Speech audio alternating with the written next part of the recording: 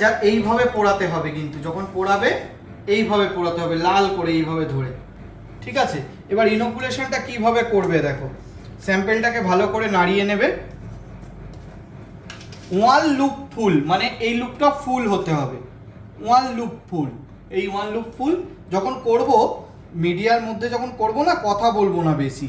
এবার কি করব, ফার্স্টে প্রাইমারি, এটা প্রাইমার মানিয়ে এবার এখান থেকে টানবো আস্তে আস্তে আস্তে আস্তে টেনে নিচে গিয়ে এন্ড করব। এই দেখো জিনিসটা এরকম। আবার পুড়িয়ে নেই, একদম লাল করে পোড়াবে। নিলে নিলে এবার কি করবে, এই জায়গায় ফার্স্টে তোমাকে প্রাইমার, এবার আস্তে আস্তে টানো এটা। ঠিক আছে, না